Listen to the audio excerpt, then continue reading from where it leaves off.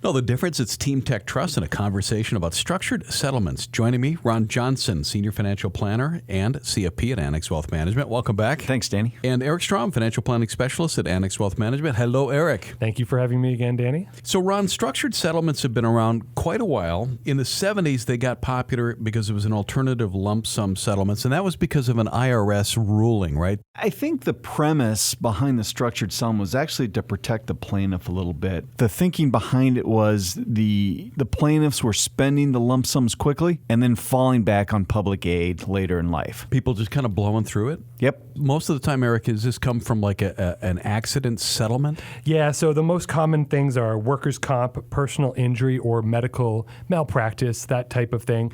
So let's imagine, you're a plaintiff and you have a favorable outcome from your case. At that point, a lot of times you'll be presented with the option to take a lump sum or to do a structured settlement. And both from a tax point of view can be very advantageous. But generally speaking, for a smaller type of case, it's probably smart to not deal with having to have the structured settlement and just taking a lump sum, if it's $50,000 or $100,000. But once you start getting really big case outcomes, structured settlement can really be a very good, from a behavioral finance point of view, it can really help you from not blowing through all of the money. Because it's that sudden windfall and people can't handle it, I guess. That's one of the issues, and that was the thought process behind the structured settlement. One of the points you want to think about is when you're on the front end of a lawsuit and you're looking at settlement options, which direction is best for you, Danny? And that's where we recommend getting a professional involved. What would fit better into your financial plan, a structured settlement or a lump sum where you invest it in other means? I think it's important to talk about logistically what is a structured settlement. Since this is a financial show, we'll tell you how it actually works in the background.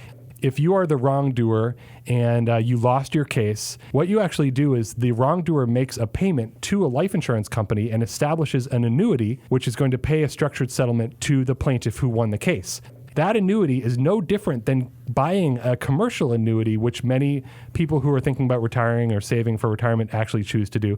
So a structured settlement comes with all of the costs that a regular annuity does, and it comes with all of the options where income for life, income for a certain number of years. And so it's very smart, if you're in a situation like this, to seek out a meeting with a financial planner who can help you decide how to structure this. Have we seen structured settlements as part of our client portfolios? We have, and they can make sense in your financial plan with other assets as well, right, Danny? When you look at a financial plan, there's always a couple different components to it. One would be a fixed income source, such as a structured settlement, Social Security, another annuity, and then you have your assets on the other side of the plan, right? We want your plan to have both components, so we have some flexibility there. There are other companies who were involved in structured settlements. And in fact, if you Google structured settlements, the top half of the results page are companies who offer, quote, cash now. And there's certainly no shortage of TV commercials for companies who do the same thing. What's that? So these companies are aggressively advertising. Imagine that you have a structured settlement. So over the next 30 years, you have a little bit of money coming in every year. And, that's great. But then one day you're at home watching TV and you see an ad saying, hey, yeah, sure, it's great that you're getting a little money every year, but what if we could give you a big windfall today? And sometimes, when you're looking at those bills that are piling up and you're thinking about saving for retirement or paying off your car and you're thinking, wow, a big windfall would be real nice. But you got to think about it. These are for-profit companies, and it oftentimes are the same insurance companies that are actually writing the structured settlements in the first place. Ultimately, there are many brokers of these companies, but it ultimately ends up with another insurance company settlement.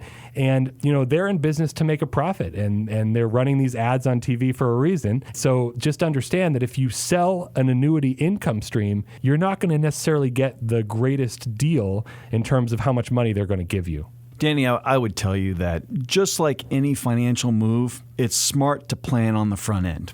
So if you think you need that lump sum because you've got some larger bills or you've got some debt that you have to handle, it's best to do it in the settlement phase. You're going to take a pretty big haircut if you have to sell your annuity to somebody else, and it's not the best course.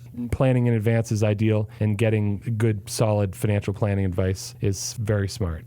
That's Eric Strom, Financial Planning Specialist at Annex Wealth Management. Thank you for your time, guys. And Ron Johnson, thank you, Senior Financial Planner and CFP here at Annex Wealth Management. That's why we do planning. Great, Danny. Thanks for having us. Thanks so much.